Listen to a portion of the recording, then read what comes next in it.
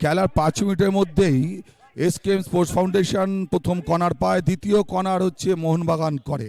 ফলে বলা যেতে পারে যে এই আক্রমণ আর প্রতি আক্রমণ, যে কথা প্রথম থেকে আমরা বলছি, কেউ কারোকে 1 ইঞ্চি জায়গায় ছেড়ে দিচ্ছে না।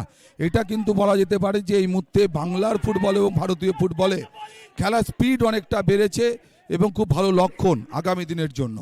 ইব্রার আলী মন্ডল ওখান থেকে 77 জার্সি নাম্বার, ওখান থেকে কি করবেন মোহনবাগানে খেলোয়াড়, ওখান থেকে সেন্টার, ওখান থেকে কিন্তু সেই রক্ষণভাগে খেলোয়াড় এবং শেষ পর্যন্ত ওখানে গোলরক্ষক আদিত্য সর্দার।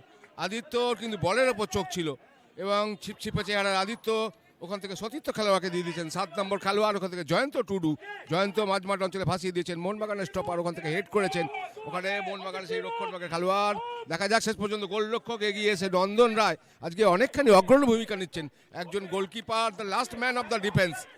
দুর্গের শেষ প্রহরী, আবার আক্রমণ, এবারে কিন্তু এসকেএম স্পোর্টস ফাউন্ডেশন মাঝমাঠ অঞ্চল থেকে মোহনবাগান জার্সি নাম্বার 21 ওখান থেকে জানিয়ে দিলেন যে গোল কিক করে মোহনবাগান খেলা শুরু করেছে। ওখান থেকে মোহনবাগানের জার্সি নাম্বার 77 ইব্রার আলী মন্ডল, ইব্রার ওখান থেকে আবার স্কোয়ারে বাদিক থেকে 20 নম্বর জার্সিদারি চকিতে ঘুরে গিয়ে সতীর্থ খেলোয়াড়কে দিয়েছেন 21 নম্বর জার্সিদারি খেমিলাল খংসাই।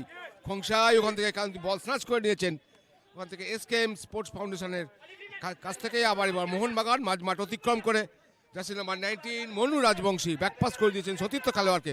মোহনবাগান ডান দিক থেকে ওখান থেকে অনেকখানি শেষ পর্যন্ত কি করেন ছোট্ট টোকা এবং প্রশংসা করতে হবে আদিত্য সর্দারকে, যেভাবে নিশ্চিত দলের হার বাঁচালেন। সৌরভদা কি বলবেন? একদম ঠিক, আদিত্য সর্দার বলা যেতে পারে দুটো আক্রমণকেই ভোতা করে দিল।